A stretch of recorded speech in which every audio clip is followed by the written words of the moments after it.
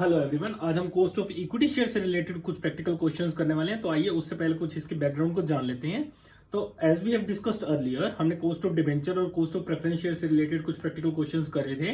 तो उसके अंदर कंपनी के लिए cost of debenture and cost of preference share निकालना रिलेटिवली ईजी था। क्यों ईजी था? क्योंकि इन दोनों के ऊपर ही हमें एक फिक्स्ड रेट ऑलरेडी गिवन था। ओके, तो उसको लेके कंपनी अपनी इजीली कॉस्ट को कंप्यूट कर सकती थी। बट अगर बात करी जाए इक्विटी शेयर्स की, तो यहां पर कंपनी के लिए इक्विटी शेयर की कॉस्ट निकालना सबसे मुश्किल होता है। क्यों मुश्किल होता है? क्योंकि as we know, equity share के लिए कोई भी फिक्स्ड रेट ऑलरेडी प्रिस्क्राइब्ड नहीं होता। ओके, जब फिक्स्ड रेट ही नहीं है तो इक्विटी वालों को देना क्या है? इक्विटी वालों का क्लेम होता है वो सबसे लास्ट में होता है। ओके, रेजिडुअल भी बोलते हैं, रेजिडुअल क्लेमेंट होते हैं हमारे equity share holders. But as compared यहां पर कंपनी की कॉस्ट भी सबसे ज्यादा आती है as compare to preference share और debentures. Okay, as cost of equity में सबसे ज्यादा रिस्क होता है। ओके, रिस्क ज्यादा होगा तो शेयर होल्डर क्या करेंगे? रिटर्न की डिमांड ज्यादा करेंगे, और रिटर्न की डिमांड ज्यादा करेंगे तो उससे क्या होगा? कंपनी की कॉस्ट बढ़ जाएगी। ओके, तो इसलिए इक्विटी का कोई प्रिस्क्राइब्ड हमारे पास कोई वे नहीं है निकालने का। बट इसके हमारे पास कुछ अप्रोचेस हैं जिससे हम इसकी कॉस्ट निकाल सकते हैं। ओके, और अगर अप्रोचेस की बात करी जाए तो ये अप्रोचेस कौन कौन सी हैं, तो आइए देख लेते हैं। सबसे पहले आती है हमारी dividend yield method. Okay, second number पे आता है हमारा dividend yield plus growth. Okay, इसमें ग्रोथ को हम और कंप्यूट करते हैं और लेके चलते हैं। ओके, फिर थर्ड मेथड आता है हमारा earning yield method. Fourth method की बात करी जाए तो अर्निंग यील्ड के अंदर हम ग्रोथ को ऐड कर देंगे। ओके, ग्रोथ को लेके चलते हैं, तो ये दोनों हो गए हमारे ग्रोथ को लेके चलने वाले। फिर आता है एक रियलाइज यील्ड मेथड, और एक लास्ट मेथड आता है सीएपीएम। इसको क्या बोलते हैं? Capital asset pricing model. Okay, so हमारा फर्स्ट मेथड क्या है? Dividend yield method. ओके, तो डिविडेंड यील्ड मेथड को सबसे पहले तो हम डिविडेंड प्राइस मेथड भी बोलते हैं। ओके, तो यहाँ पर यील्ड की जगह अगर हम प्राइस लिख दें तो ये भी सेम ही मेथड है। तो फर्स्ट हमारा हो गया डिविडेंड यील्ड मेथड, या फिर इसी को हम बोलते हैं डिविडेंड प्राइस मेथड। ओके, तो सबसे पहले आइए इसका एक बार फॉर्मूला देख लेते हैं। तो डिविडेंड यील्ड मेथड से क्या बोलता है? कॉस्ट ऑफ इक्विटी जब हम कैलकुलेट करेंगे तो कॉस्ट ऑफ इक्विटी को डिनोट करते हैं हम के ई से। ओके, तो K E is equals to D1 divided by P0 multiply by 100। Okay, multiply by 100 करते हैं क्योंकि हमें एक परसेंटेज निकालनी है। कॉस्ट जो निकलेगी वो हमारी परसेंटेज में निकलेगी। ओके, और अगर यहाँ पे बात कीजिए D1 और P0 की, ओके, तो D1 को हम क्या बोल सकते हैं? D1 को हम बोलते हैं DPS। DPS क्या बना हमारा? Dividend per share. ओके, जो कंपनी ने दिया या फिर जो एक्सपेक्ट कर रही है कि हम कंपनी में देंगे। ओके, तो ये हो गया हमारा डीपीएस अपॉन में P0। P0 क्या हो गया आपका? प्राइस। Okay, multiply by 100। तो ये हमारा हो गया फॉर्मूला। और इसी में ही अगर हम बात करें तो ये डिविडेंड पर शेयर हो गया अपॉन में प्राइस। अब प्राइस को हम क्या बोलते हैं? प्राइस क्या हो गया? Market price. यहाँ पे जो प्राइस की बात करी गई है वो क्या है? करंट मार्केट प्राइस जो प्रिवेल कर रहा है किसी भी डिविडेंड का। ओके, तो उसको हम लिखते हैं प्राइस। ओके, तो आइए एक बार इसको फर्स्ट क्वेश्चन देखते हैं। क्या बोलता है फर्स्ट क्वेश्चन में? Company A trades at a price of ₹45। तो यहां पे हमें प्राइस गिवन है कितना? ₹45। Okay, over the course of 1 year company paid consistent quarterly dividend. Quarterly dividend की बात कर रहे हैं, मतलब ईच क्वार्टर में कंपनी ने 30 पैसे दिए, मतलब ₹0.30। तो 30 पैसे कंपनी ने दिए ईच क्वार्टर में। ओके, कैलकुलेट करना है डिविडेंड यील्ड। ओके, तो यहाँ पे हमें कॉस्ट ऑफ इक्विटी निकालनी है। तो इससे सबसे पहले हम देखते हैं। सबसे पहले तो अगर प्राइस की बात करी जाए तो ये करंट मार्केट प्राइस क्या प्रिवेल कर रहा है? हमारा 45। ओके, तो P0 की बात करी जाए तो वो तो हमें डायरेक्टली गिवन है 45। अब हमें और क्या चाहिए? हमें चाहिए डिविडेंड। डिविडेंड कंपनी ने कितना पे ऑफ किया? ओके, ये एनुअली देखेंगे हम कि पूरे साल में कंपनी ने कितना डिविडेंड पे ऑफ किया। अगर क्वार्टर की बात करी जाए तो क्वार्टरली कंपनी ने 0.30 पैसा दिया, 30 पैसा दिया। ओके, तो क्वार्टर कितने होते हैं एक साल में? 4। ओके, अगर इसको हम 4 से मल्टीप्लाई कर देंगे तो पूरे ईयर में कंपनी ने उतना डिविडेंड पे ऑफ किया। तो ये क्या हो जाएगा? 0.30 मल्टीप्लाई बाय 4। 4 क्वार्टर होते हैं। ओके, ये क्या आ जाएगा हमारा? Dividend per share. ओके, या फिर इसको हम D1 भी बोल सकते हैं। ओके, तो ये क्या आ गया? 1.2, यानी कि ₹1.20 कंपनी ने पे ऑफ करे। ओके, अब हमारे पास दोनों वैल्यूज आ गई, D1 की भी आ गई और P0 की भी आ गई। अब जस्ट हमें इसमें फॉर्मूले में पुट करना है। तो cost of equity is equal to D1 कितना है? 1.2 रुपीज। ओके, डिवाइड कर देंगे हम इसमें 45 से। ओके, ये क्या है हमारा? Price, current market price multiply by 100। Okay, ये पॉइंट से ये पॉइंट कट जाएगा। Okay, 5 9 jar 5 2 jar. ओके, तो ये आ गया 24/9, क्वेश्चन की मार्क 2.67% अप्रोक्सीमेटली। ओके, सो अब हमें सेकंड क्वेश्चन में क्या बोल रहा है, a company declares a dividend at ₹1.70 per share. Okay, par value of the share given of the company is ₹15। Par value company की में कितनी है, 15 रुपए। Okay, and the market price per share हमें गिवन है ₹20। फाइंड करना है हमें डिविडेंड यील्ड। ओके, तो अगर फॉर्मूले की बात करी जाए तो डिविडेंड यील्ड क्या बोलता है, KE is equals to D1 और DPS divided by P0, that is the current market price multiply by 100। Okay, तो डिविडेंड कंपनी ने कितना पे ऑफ किया, 1.70 रुपीज। ओके, अपोन में P0। अब अगर P0 की बात करी जाए तो हम यहाँ पर जो कंपनी का पार वैल्यू है हम इसको नहीं लेंगे। इसका मतलब क्या, प्राइस क्या है, करंट मार्केट प्राइस लेंगे हम, मतलब हम ये मार्केट प्राइस जो हमें 20 रुपीज गिवन है ये लेंगे। Okay, divided bye 20 multiply by 100। Okay, तो ये सीधा मल्टीप्लाई करेंगे, ये 5 आ जाएगा। ओके, तो ये कितना आ जाएगा, 8.5%। ओके, तो ये आ गया हमारा cost of equity.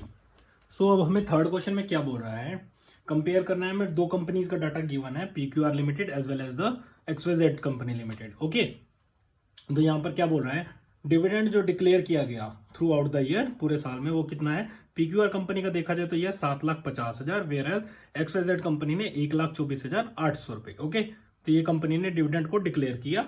Common stock की बात करी जाए जो कंपनी की बुक्स में रिकॉर्डेड है वो कितने हैं, 2,50,00,000 के। ओके, और यहाँ पर XYZ के कितने हैं, 1,20,00,000 के।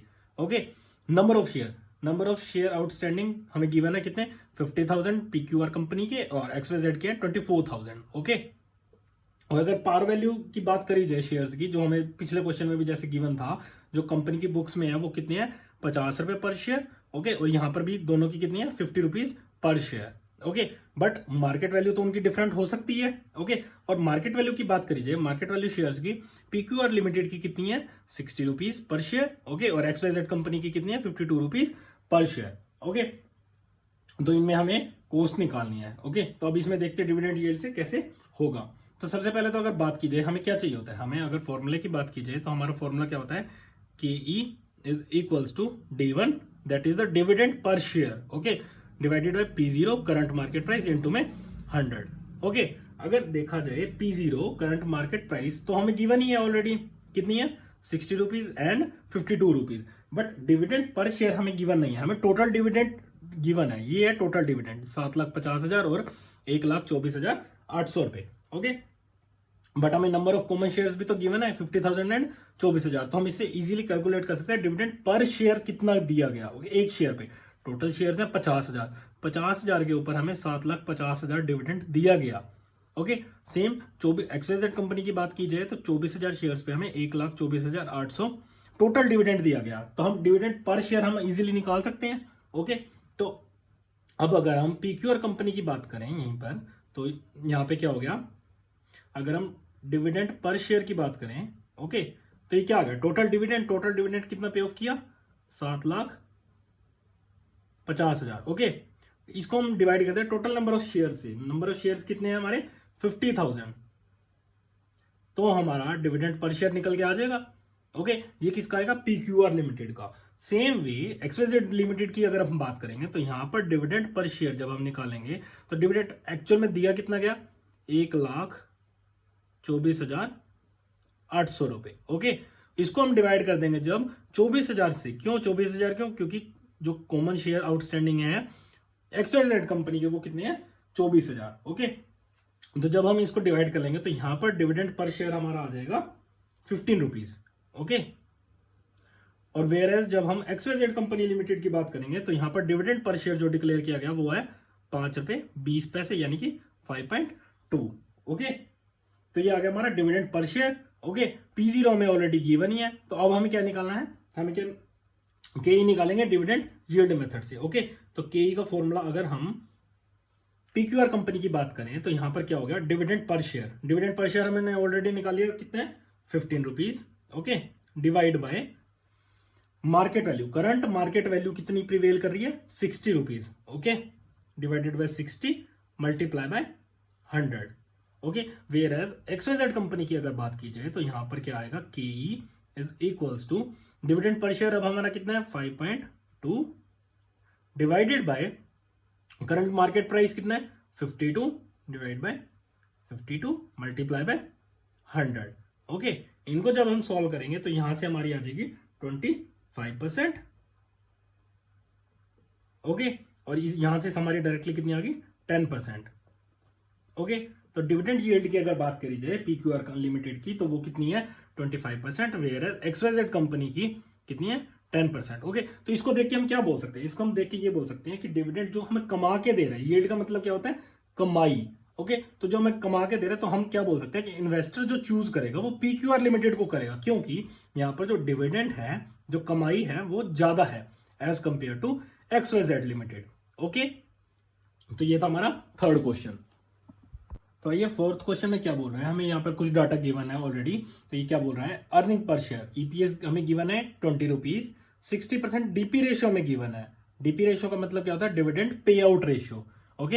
As well as market price हमें गिवन है 150 रुपीज, कैलकुलेट करना है हमें KE, ओके।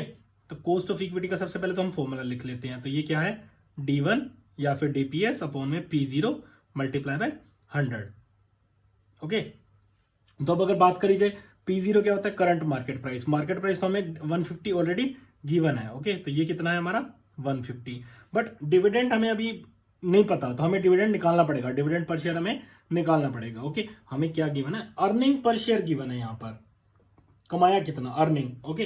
तो 20 रुपए कंपनी ने कमाए, ओके, और इसमें से डिविडेंड कंपनी ने डिविडेंड पे आउट रेशियो में क्या बताती है कि कंपनी ने डिविडेंड डिक्लेयर कितना किया, कमाया तो 20 रुपए वो तो पता चल गया, अर्निंग कंपनी की कितनी थी 20 रुपए की, बट उसमें से मतलब जो 20 रुपए में से कंपनी ने पे आउट कितना करना है और कितना रिटेन करना है वो हमें बताती है DP रेशियो, ओके। तो DP रेशियो में क्या होता है कि कितना डिविडेंड का पेमेंट किया, और जो बाकी बच जाएगा वो हमारा क्या है, वो रिटेंशन रेशियो होती है, वो कंपनी ने अपने पास रिटेन कर लिया फर्दर मोर इन्वेस्टमेंट के लिए, ओके।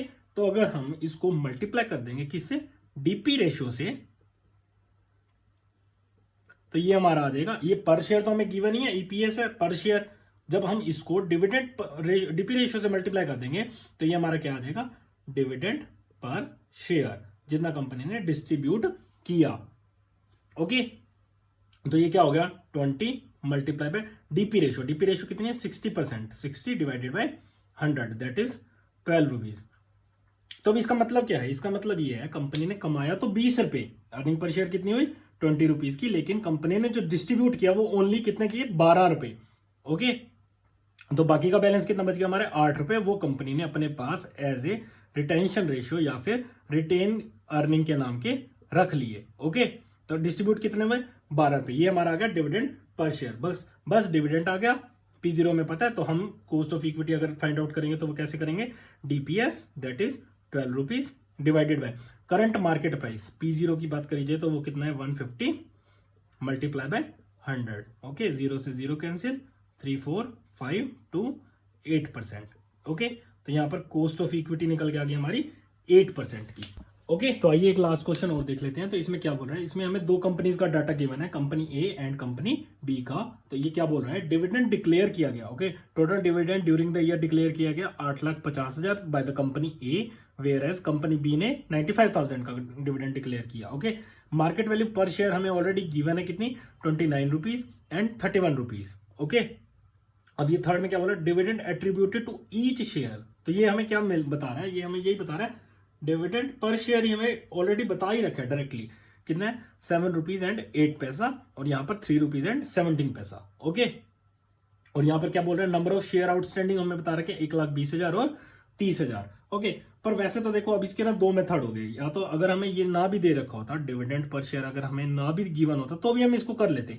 कैसे कर लेते, जैसे हमने लास्ट क्वेश्चन में किया था, जितना कंपनी ने टोटल डिविडेंड डिक्लेयर किया है divided by number of share outstanding, तो हमारा यही आएगा डिविडेंड पर शेयर, तभी तो आएगा, ओके। और ये हमें ऑलरेडी क्वेश्चन में गिवन है, ओके। तो आप किसी भी मेथड से कर सकते हो, अगर इसको हम इससे डिवाइड करेंगे तो हमारा क्या आ जाएगा डिविडेंड पर शेयर ही आ जाएगा। और हमें चाहिए क्या होता है, के का फॉर्मूला क्या होता है K is equals to D1 that is the DPS divided by P0 that is current market price multiply by 100. Okay, तो हम इसे डायरेक्टली अब फाइंड आउट कर सकते हैं। तो अगर कंपनी ए की बात करी जाए तो कंपनी ए के केस में कॉस्ट ऑफ इक्विटी हमारा क्या आएगा, डिविडेंड डीपीएस कितना है 7 रुपीज एंड 8 पैसा डिवाइडेड बाय मार्केट वैल्यू कितनी है 29 rupees multiply by 100। Okay, where as अगर कंपनी बी की बात करी जाए तो यहां पर क्या आएगा, cost of equity is equals to dividend per share, dividend कितना है 3 रुपीज एंड 17 पैसे डिवाइडेड बाय मार्केट प्राइस कितना चल रहा है 31 रुपीज प्रिवेल कर रहा है। Okay, multiply by 100।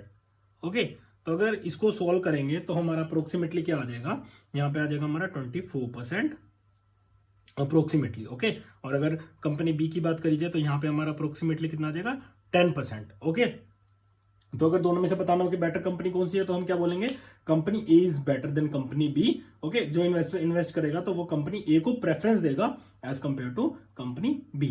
Okay, thank you very much.